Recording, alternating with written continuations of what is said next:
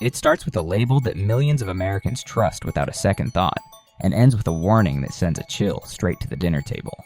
Walmart has issued a "Do Not Use" alert for its own market side, linguine with beef meatballs and marinara sauce.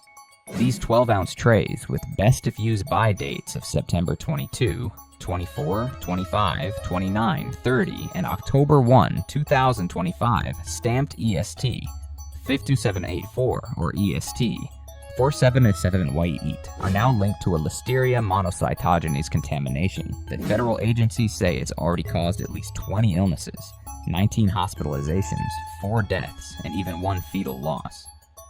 The bacteria was traced upstream to Nate's Fine Foods, the supplier of the pre-cooked pasta component, and genetically matched to the outbreak strain in meals produced by Fresh Realm under Walmart's private label. Investigators warn the crisis isn't over. More recalls could follow as the probe widens, and the danger doesn't end when the tray leaves the shelf.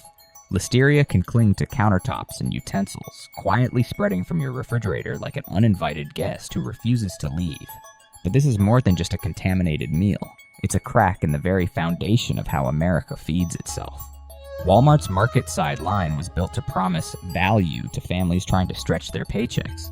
But critics say that same obsession with low prices has created a system too big to control. Centralized supply chains spanning thousands of miles mean that one tainted batch at a single facility can ripple into stores nationwide before anyone blinks.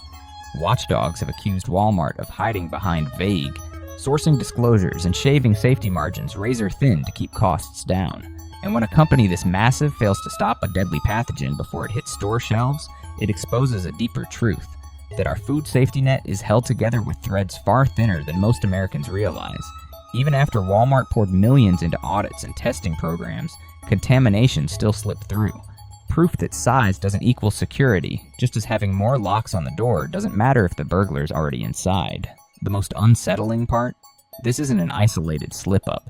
Because Nate's pasta was distributed to multiple ready meal and deli salad makers, the contamination web now stretches far beyond Walmart's aisles.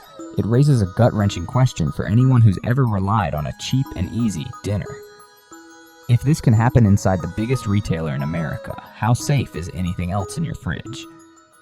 And when government agencies quietly shift acceptable toxin limits just to avoid pulling more products from shelves, you can't help but wonder if safety standards are protecting people or protecting profits. For older Americans on fixed incomes and working-class families counting every dollar, this betrayal cuts especially deep.